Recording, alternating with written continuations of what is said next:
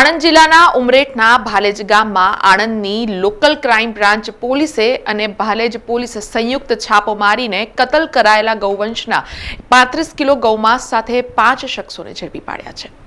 આણંદની local crime branch police અને ભાલેજ પોલીસને મળેલી બાતમીના આધારે ગત રાત્રિના નાના ઠાકોરવાડામાં જૂની મસ્જિદ નજીક રહેતા જાવેદ મિયા ઉર્ફે ખેખલી હબીબ મિયા ઠાકોરના મકાનના પાછળના ભાગે છાપો માર્યો હતો અને મકાનમાં તપાસ કરતા ગૌવંશની કતલ કરાયેલ 35 કિલો ગૌમાંસ અને ગૌવંશ કતલ કરવા માટે વપરાયેલા ઘાતક હથિયારો મળી આવ્યા હતા, જેથી પોલીસે ગૌવંશની કતલ કરનારા જાવેદ મિયા ઉર્ફે ખેખલી હબીબ મિયા ઠાકોર, ફારૂક મિયા ઉર્ફે લંગડો હબીબ મિયા ઠાકોર, મોહમ્મદ જાબર મોહસિન મિયા ઠાકોર, નવાઝ શરીફ, યાસીન મિયા ઠાકોર,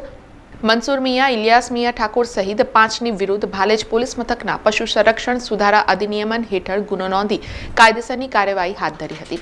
પોલીસે ઘટના સ્થળેથી ગૌવંશ કતલ કરવાના સાધનો કબજે કરી કાયદેસરની કાર્યવાહી કરી હતી। એલસીબીમાં ફરજ બજાવતા પીએસઆઈ પાવરા તથા તેમની ટીમ તારીખ 28 તથા 29/1/2025ના રોજ નાઇટ રાઉન્ડમાં હતી। તે દરમિયાન તેઓને હકીકત મળેલ કે ભાલેજ ખાતે રહેતા જાવેદ મિયા ઉર્ફે ખેખલી હબીબ મિયા ઠાકોર તેમના મળતિયા માણસો સાથે પોતાના ઘરના મકાનની પાછળ ગૌવંશનો કતલ કરે છે। જે બાતમીના આધારે એલસીબી પીએસઆઈ પાવરા તથા તેમની ટીમ તથા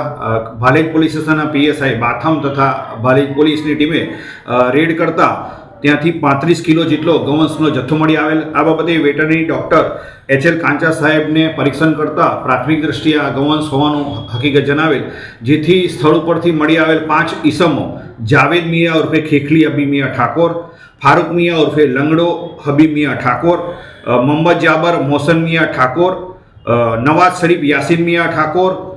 તથા મંસૂર મિયા ઇલિયાસ મિયા ઠાકોર આ 5 ઈસમોના વિરુદ્ધમાં